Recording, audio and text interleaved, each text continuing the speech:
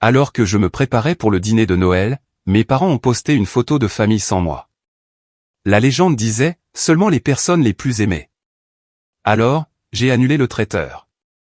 Ensuite, 53 textos manqués. J'ai appelé et je n'ai dit que 6 mots. Je finissais des papiers à la belle assiette quand maman a appelé. Aurélie, viens dîner ce soir. Toute la famille sera là. J'ai jeté un coup d'œil à ma montre. 17h et j'avais encore des rapports à vérifier, mais dire non à maman n'était pas une option. À quelle heure ? 18h30, ne sois pas en retard. Elle a raccroché avant que je puisse répondre. Je m'appelle Aurélie Dubois, j'ai 30 ans et je gère le restaurant La Belle Assiette. C'est un établissement haut de gamme, toujours bondé, et le salaire est bon, mais les horaires sont brutaux. La plupart des soirs, je ne rentre pas chez moi avant 22h. J'ai conduit jusqu'à la maison de mes parents en banlieue, le même pavillon où j'ai grandi. À travers la fenêtre, je pouvais voir mon frère aîné, Marc, avec sa femme, Jeanne, et leurs enfants, Emma et Luc. Ma sœur cadette, Chloé, était sur le canapé avec son petit ami, Damien. Maman avait préparé un rôti de bœuf, de la purée de pommes de terre et des haricots verts. Nous étions assis autour de la même table de mon enfance. Marc et Jeanne avec les enfants, Chloé et Damien d'un côté, moi à côté de maman. Alors, Marc, comment se passe la nouvelle promotion, a commencé papa immédiatement. Marc s'est lancé dans les détails de sa promotion au poste de responsable de compte senior dans sa compagnie d'assurance. Jeanne a dit à quel point elle était fière, comment il pouvait enfin envisager d'acheter une plus grande maison. Emma lit déjà au niveau CM2, a ajouté Jeanne. C'est merveilleux, a rayonné maman. Luc, dis à mamie ce que tu as appris à la maternelle.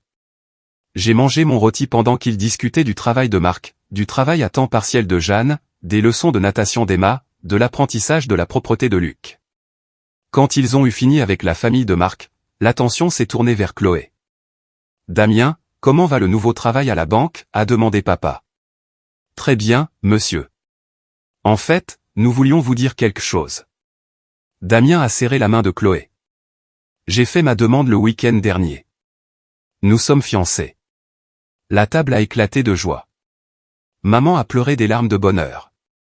Papa a secoué la main de Damien avec enthousiasme. Marc lui a tapé dans le dos. Jeanne voulait voir la bague. Même les enfants étaient excités. Oh, ma chérie. C'est merveilleux. Maman les a serrés tous les deux dans ses bras. C'est pour quand, le mariage ? L'automne prochain. Rien de trop grand, mais nous voulons bien faire les choses. Les parents de Damien veulent tous vous rencontrer. Peut-être un dîner le mois prochain. J'ai continué à manger, coupant ma viande en morceaux de plus en plus petits. C'était normal. Marc et sa famille parfaite avaient d'abord les feux des projecteurs, puis Chloé avec l'étape importante qu'elle franchissait. Personne n'a posé de questions sur mon travail, même si je venais de décrocher un énorme contrat de traiteur. Personne n'a demandé si je sortais avec quelqu'un. Personne n'a demandé comment j'allais, tout court. Aurélie, passe le sel, a dit Marc sans me regarder. Je le lui ai tendu et je suis retourné à mes pommes de terre. Oh, ça me rappelle quelque chose, a dit maman soudainement. Aurélie, je dois te parler de Noël. Enfin. De quoi s'agit-il ? Nous fêtons Noël ici, mais ça va être beaucoup plus grand que d'habitude. Marc, les parents de Jeanne viennent, ainsi que la famille de sa sœur, les parents de Damien, plus son frère et sa femme, et toute la famille habituelle. Tante Marie, oncle Bernard, cousine Sandrine et ses enfants. Je faisais le calcul dans ma tête. Combien de personnes au total ? Environ 20. N'est-ce pas excitant ? 20 personnes. Maman, ça fait beaucoup de nourriture à préparer. Tu es sûre de pouvoir gérer. C'est de ça que je voulais te parler. La voix de maman a pris ce ton qu'elle utilisait quand elle demandait quelque chose. Je ne peux pas cuisiner pour 20 personnes toute seule. Alors, je me suis dit que comme tu travailles dans ce restaurant chic, tu pourrais commander toute la nourriture de La Belle Assiette et la faire livrer la veille de Noël. De la nourriture de qualité professionnelle, pas de stress pour moi, et tu peux probablement obtenir une réduction. Tout le monde me regardait, attendant. J'ai posé ma fourchette. Un dîner de Noël complet pour 20 personnes de La Belle Assiette coûterait une fortune. Nous n'étions pas une brasserie. Nous étions un restaurant haut de gamme avec une tarification majorée pour Noël. Maman, ce serait vraiment cher. Cher comment, a demandé papa. J'ai fait le calcul. Dîner de Noël complet, tous les accompagnements, les apéritifs, le dessert, 20 personnes. Tarif des fêtes. Environ 3200 €. Écoutez, je pourrais contribuer à hauteur de 1000 €, mais le reste devrait venir de tout le monde. Quoi? La voix de maman était tranchante. Aurélie, tu gagnes bien ta vie et tu travailles au restaurant. Tu ne peux pas obtenir une réduction?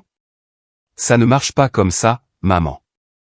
Je suis gérante, pas la propriétaire. Même si je pouvais obtenir une réduction, c'est une commande énorme pour la veille de Noël. Mais tu pourrais sûrement arranger quelque chose, a dit Jeanne. Une réduction familiale. Ils me regardaient tous comme si j'étais déraisonnable. Je peux demander, mais j'en doute. 1000 €, c'est ce que je peux me permettre. Tout le monde devrait participer. Le regard de maman aurait pu glacer l'enfer. Aurélie Marie Dubois, je n'arrive pas à croire que tu viennes de dire ça. Tu devrais avoir honte. Tu gagnes plus d'argent que n'importe qui ici. Tu travailles dans un restaurant. C'est ta famille et tu nous fais des histoires d'argent pour le dîner de Noël. Je ne fais pas d'histoire d'argent. Je vous dis ce que ça coûte et je propose de payer un tiers. Un tiers, a chuchoté Chloé à Damien. Mon Dieu, elle est tellement avare. Damien a gloussé. Mon visage brûlait. Pardon? Rien, a dit Chloé rapidement. Non. Qu'est-ce que tu as dit? Je pense juste que tu n'as pas de famille à charge comme Marc. Tu n'as pas de frais de mariage comme nous. Tu vis seul dans ce petit appartement. À quoi dépenses-tu ton argent, au juste? Tu es sérieuse? Aurélie. La voix de papa était sévère. Ta mère prépare un beau Noël. Le moins que tu puisses faire, c'est d'aider.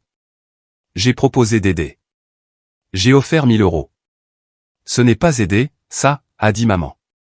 C'est faire ramer ta famille pendant que tu es assise sur ton tas d'argent. J'ai regardé Marc. Qu'est-ce que tu en penses? Il s'est agité, mal à l'aise. Je veux dire, ce serait serré, mais si tout le monde participe. Silence à nouveau. Vous savez quoi? La voix de maman était d'un calme mortel. Oubliez ça. Aurélie, tu paieras pour tout. Fin de la discussion. Tu gagnes plein d'argent. Tu manges la nourriture aussi. Et c'est ta contribution au Noël familial. Je l'ai regardé, puis papa qui hochait la tête, Marc et Chloé qui évitaient mon regard. D'accord, je commanderai la nourriture. Bien. Livré à 17 h la veille de Noël. J'ai hoché la tête et je suis retourné à mon rôti. Mon appétit avait disparu. La conversation est passée à la pièce de théâtre de l'école d'Emma, aux jouets de Luc, à la planification du mariage de Chloé. J'ai fini de manger en silence. Après avoir aidé à débarrasser, je suis rentré chez moi en serrant le volant. 3200 €, mais c'était Noël et la famille, et apparemment j'étais la seule à pouvoir payer. Le lendemain matin, j'ai passé la commande à la belle assiette.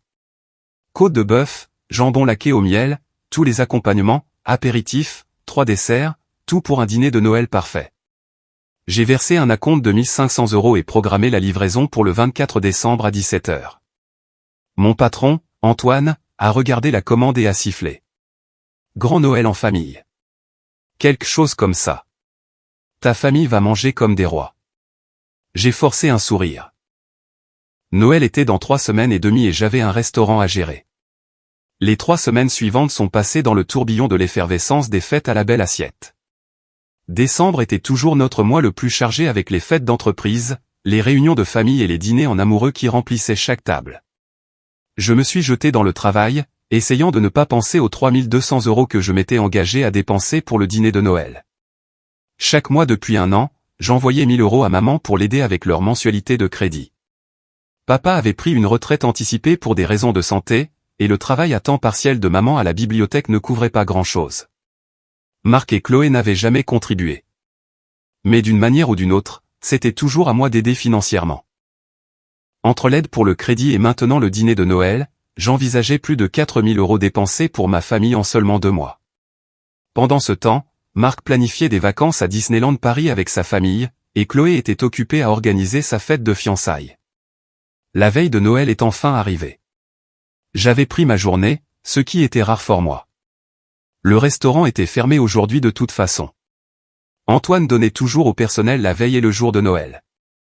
J'ai appelé la belle assiette à midi pour confirmer que tout était prêt pour la livraison de 17h chez mes parents. Tout est prêt, Aurélie, a dit Marie, notre chef cuisinière. La côte de bœuf a l'air parfaite. Le jambon et la quai est prêt. Tous les accompagnements sont préparés. Ta famille va avoir un dîner incroyable. Merci, Marie. J'apprécie vraiment que tu t'occupes de ça la veille de Noël. Pas de problème. La famille, c'est important. Il était 14h et je m'habillais pour aller chez mes parents. Le plan était d'arriver tôt pour aider à la décoration et à la mise en place pour les invités. Je venais de mettre mon pull rouge quand mon téléphone a vibré avec une notification. Maman avait posté quelque chose sur Facebook. J'ai ouvert l'application et je me suis senti immédiatement malade. C'était une photo de famille. Maman, papa, Marc, Jeanne, Emma, Luc, Chloé et Damien. Ils étaient tous bien habillés, souriant à la caméra dans le salon que je connaissais si bien. Le sapin de Noël était derrière eux, parfaitement décoré. Je n'étais pas sur la photo. La légende disait, seulement les personnes les plus aimées et les plus chères à mon cœur. Joyeux Noël de la part de notre famille à la vôtre. J'ai fixé l'écran, la relisant encore et encore. Seulement les personnes les plus aimées et les plus chères. J'ai fait défiler les commentaires qui apparaissaient déjà. Tante Marie avait écrit, « Belle famille, mais où est Aurélie ?» La réponse de maman m'a glacé le sang. Oh, ce n'est rien. Personne ne remarquerait son absence de toute façon. Je me suis assise lourdement sur mon canapé, encore dans mon manteau. Ils avaient pris une photo de Noël en famille sans moi. Non seulement ça, mais maman avait délibérément légendé la photo pour m'exclure, et quand on l'a interrogée sur mon absence, elle m'a écarté comme si je ne comptais pas. Le pire, c'est qu'ils auraient pu attendre. J'étais censé être là dans 1 heure. Ils auraient pu prendre la photo à mon arrivée, m'inclure, comme une vraie famille. Mais ils ont choisi de ne pas le faire. Ils ont choisi de prendre leurs photos des personnes aimées et chères sans moi. Ce n'était pas nouveau. En grandissant, il avait toujours été évident que Marc et Chloé étaient les favoris. Quand Marc est entré dans l'équipe de foot du lycée, papa l'a emmené dîner pour fêter ça. Quand j'ai eu les félicitations du conseil de classe 4 trimestres d'affilée, personne n'a rien dit. Quand Chloé a eu son premier emploi à 16 ans, maman lui a organisé une petite fête. Quand j'ai été promue directrice adjointe à 25 ans, j'ai célébré seul. Pour le bac de Marc, ils ont organisé une grande fête dans le jardin avec tous ses amis. Pour le mien, nous sommes allés dîner chez Courte Paille, juste nous 5. Et papa s'est plaint des prix tout le temps. Quand Chloé a obtenu son diplôme universitaire, ils ont loué une salle et invité la famille élargie. Quand j'ai obtenu ma licence en gestion, ils ont envoyé une carte. Même les fêtes avaient toujours été centrées sur Marc et Chloé. Les matins de Noël quand nous étions enfants, leur pile de cadeaux était toujours plus grande. Aurélie n'a pas besoin d'autant, disait maman. Aurélie est plus pratique, elle apprécie les cadeaux utiles. Des cadeaux utiles comme des chaussettes et des fournitures scolaires pendant que mes frères et sœurs recevaient des jouets et des jeux. Je m'étais habitué à être celle à qui on pense après coup, celle qui aide mais qui ne fait pas vraiment partie des choses. Mais voir cette photo avec cette légende, lire le commentaire dédaigneux de maman sur mon absence, ça m'a frappé différemment aujourd'hui. Peut-être parce que j'étais sur le point de dépenser 3200 € pour leur dîner de Noël. Peut-être parce que je les soutenais financièrement depuis 1 an alors que Marc et Chloé ne contribuaient en rien. J'ai enlevé mon manteau et je me suis assise sur le canapé dans mon pull de Noël, fixant la photo. Je ne voulais aller nulle part. Je ne voulais voir aucun d'entre eux. J'ai regardé à nouveau la photo Facebook sur l'écran de mon téléphone. Seulement les personnes les plus aimées et les plus chères. Je ne voulais aller nulle part. Je ne voulais voir aucun d'entre eux. J'ai appelé la belle assiette. La belle assiette, ici Marie. Marie, c'est Aurélie. Je dois annuler ma commande pour ce soir. Quoi, Aurélie? Tout est presque prêt. La côte de bœuf est parfaite. Le jambon est laqué. Tous les accompagnements sont faits. Nous allions commencer à tout emballer pour la livraison.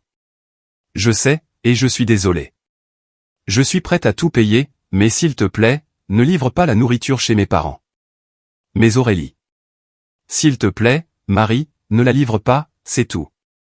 J'ai raccroché avant qu'elle ne puisse poser plus de questions. 15 minutes plus tard, mon téléphone a sonné. Antoine. Aurélie, qu'est-ce qui s'est passé, bon sang? Marie m'a dit que tu avais annulé ta commande. Tout est prêt à partir.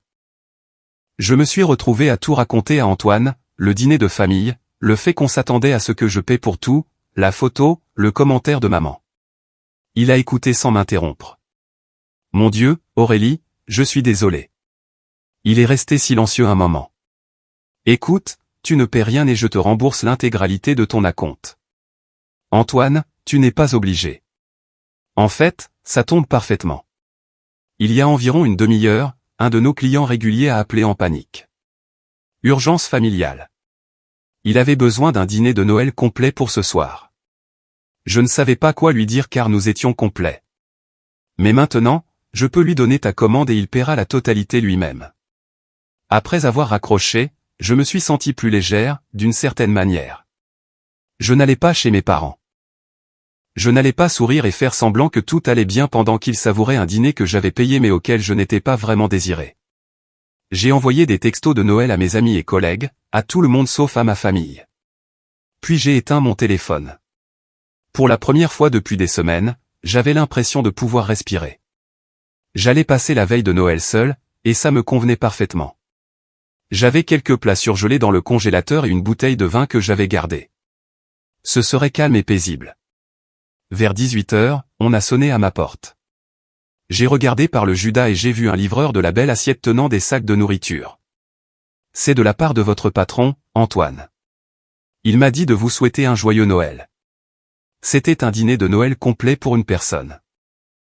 Tranche de côte de bœuf, légumes rôtis, purée de pommes de terre, même une part de gâteau au chocolat. Antoine m'avait envoyé un dîner de Noël. J'ai commencé à pleurer. Mon patron me montrait plus d'attention et de considération que ma propre famille ne l'avait fait depuis des années. J'ai tout réchauffé et j'ai mangé devant la télé en regardant de vieux films de Noël. La nourriture était délicieuse, et pour la première fois du mois, je n'étais pas stressé par l'argent ou les drames familiaux. Je me demandais ce qui se passait chez mes parents en ce moment. Les invités étaient probablement arrivés à 18h, attendant le dîner. Ils avaient probablement appelé le restaurant à ce moment-là pour s'entendre dire que j'avais annulé la commande. J'imaginais leur visage quand ils réaliseraient qu'il n'y avait pas de nourriture qui arrivait. Une partie de moi se sentait coupable, mais une plus grande partie se sentait satisfaite.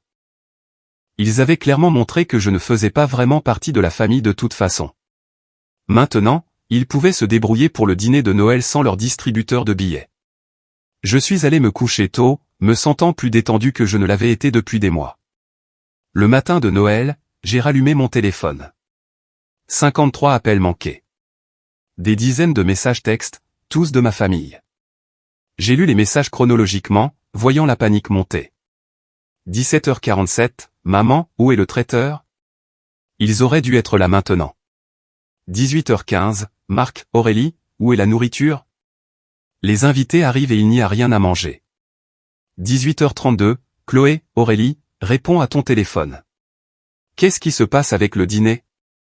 18h45, papa, Aurélie, nous devons savoir ce qui s'est passé avec le restaurant.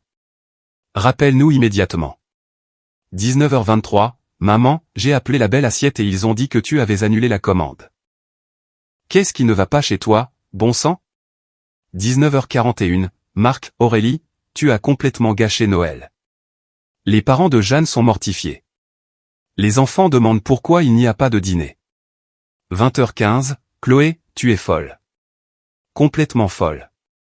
Sais-tu ce que tu as fait? Les parents de Damien pensent que nous sommes des prolos fauchés qui ne peuvent pas se payer un dîner de Noël.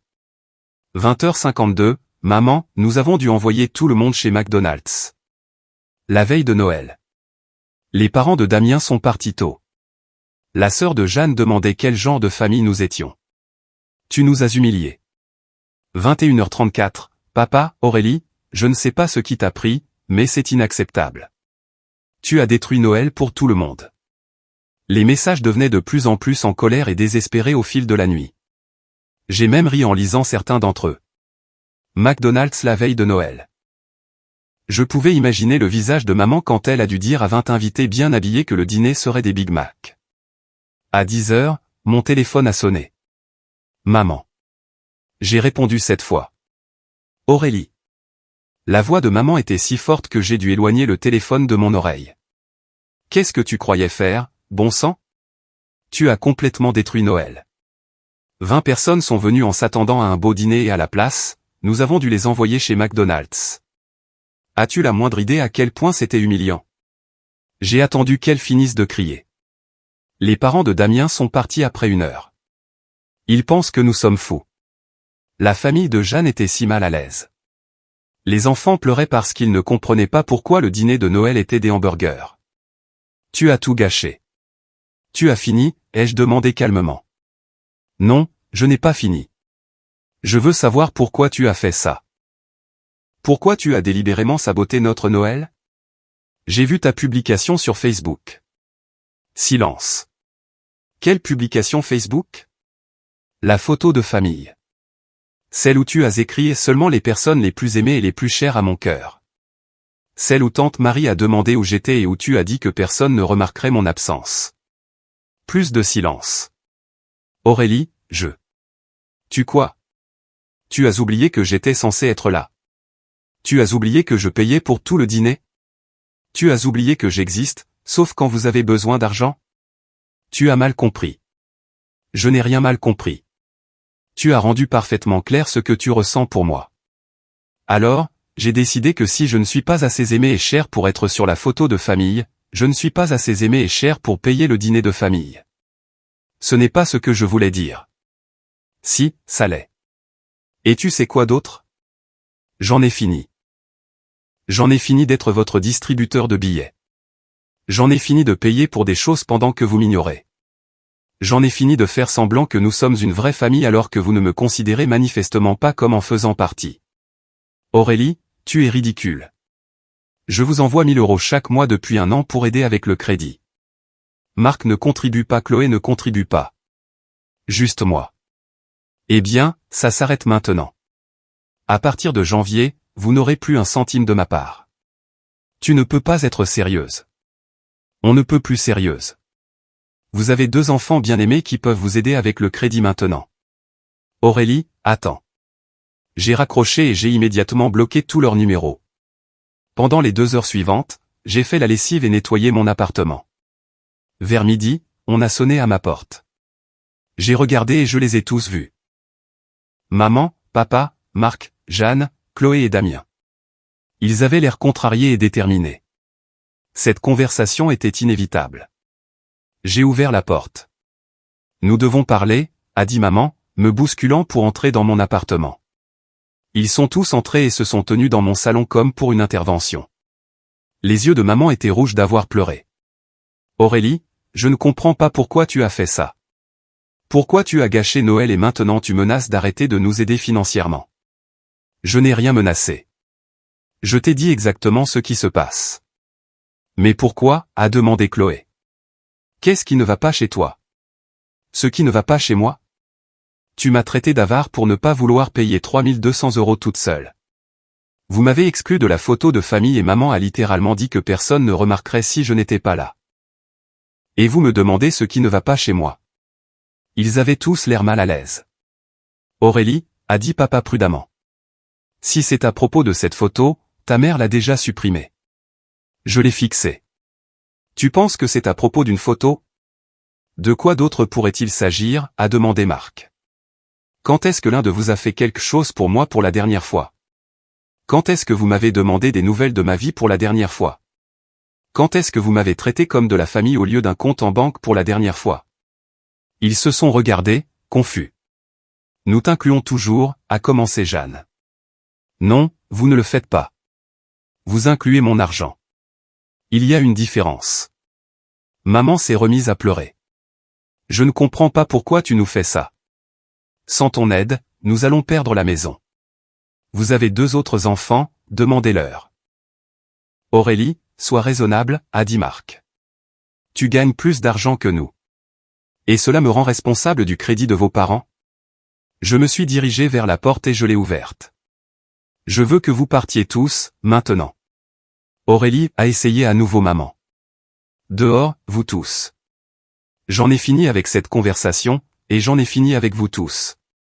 Ils sont sortis à contre-cœur. Maman pleurait toujours. J'ai fermé la porte et je l'ai verrouillée. Puis je suis allé sur mon ordinateur et j'ai annulé le virement mensuel automatique vers le compte de maman. Je me sentais libre. Pendant les 2 semaines suivantes, mon téléphone a sonné constamment. Tante Marie, oncle Bernard, cousine Sandrine, ils ont tous appelé pour essayer de me convaincre de me réconcilier avec mes parents. Chaque conversation était la même. Aurélie, ta mère est si contrariée. Ça déchire la famille. Aurélie, quoi qu'il se soit passé, tu dois leur pardonner, c'est ta famille. Aurélie, tes parents t'ont mieux élevé que ça. Je leur ai raccroché au nez à tous. Personne n'a demandé ce que mes parents avaient fait. Personne ne voulait entendre ma version des faits. Ils voulaient juste que j'arrange les choses en cédant, comme toujours.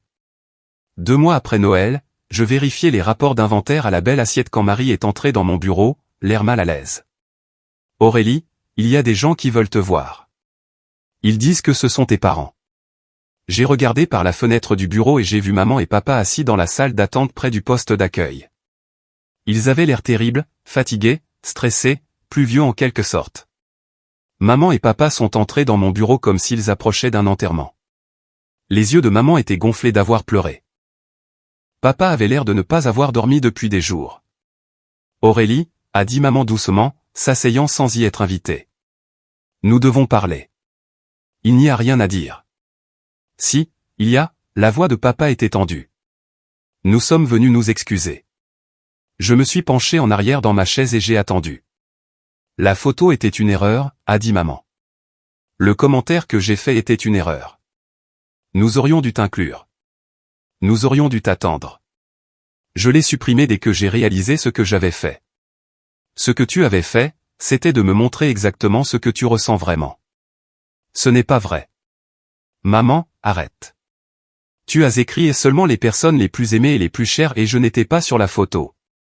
Quand quelqu'un a demandé où j'étais, tu as dit que personne ne remarquerait mon absence. Ce n'était pas des accidents. Papa s'est éclairci la gorge. Nous avons parlé à un thérapeute. Elle nous a aidés à comprendre certaines choses. J'ai haussé les sourcils. Comme quoi? Comme la façon dont nous t'avons traité différemment de Marc et Chloé, a dit maman. Comment nous t'avons prise pour acquise? Comment nous nous attendions à ce que tu résolves nos problèmes sans te donner la même attention que nous donnons à tes frères et sœurs? C'était surréaliste de l'entendre admettre ça. Le thérapeute nous a fait écrire tout ce que nous t'avions demandé au cours de la dernière année, a poursuivi papa. Les paiements mensuels du crédit, le dîner de Noël, toutes les fois où nous t'avons appelé à l'aide mais n'avons jamais appelé Marc ou Chloé. Quand nous avons vu tout ça par écrit, nous avons réalisé que nous t'avions utilisé, a terminé maman. Et nous sommes désolés. Papa a dû retourner au travail, a poursuivi maman. Je travaille à temps partiel dans un supermarché maintenant. Nous n'avons plus besoin de ton argent. Nous voulons juste retrouver notre fille. Nous savons que nous avons tout gâché, a dit papa. Nous savons que dire pardon ne répare pas tout, mais nous voulons essayer de changer la façon dont nous te traitons. Nous voulons mériter ton pardon. Je les ai regardés, assis là, l'air sincèrement repentant pour la première fois dont je pouvais me souvenir. Et Marc et Chloé? Ils étaient en colère au début, a admis maman. Ils pensaient que tu faisais du cinéma. Mais quand nous leur avons tout expliqué, quand nous leur avons parlé de la thérapie et de ce que nous avions réalisé, ils comprennent maintenant. Chloé a pleuré, a dit papa. Elle a dit qu'elle n'avait jamais réalisé à quel point nous te traitions différemment. Marc aussi. Ils veulent tous les deux s'excuser. Je suis restée assise là, à digérer tout ça. C'était plus de responsabilité que je n'en avais jamais obtenu de ma famille. Je ne suis pas encore prête à vous pardonner, ai-je dit finalement. Le visage de maman s'est décomposé, mais papa a hoché la tête. Nous comprenons. Nous voulions juste que tu saches que nous reconnaissons ce que nous avons fait de mal. Nous travaillons à changer. Et quand tu seras prête, si jamais tu le es, nous aimerions essayer à nouveau. Pouvons-nous demander une chose, a dit maman. Pouvons-nous au moins t'appeler de temps en temps? Pas pour de l'argent, pas pour des faveurs. Juste pour prendre de tes nouvelles, pour voir comment tu vas. J'y ai réfléchi. Peut-être, mais j'ai besoin de temps. Ils sont partis tranquillement et je suis resté dans mon bureau pendant longtemps, pensant à ce qu'ils avaient dit.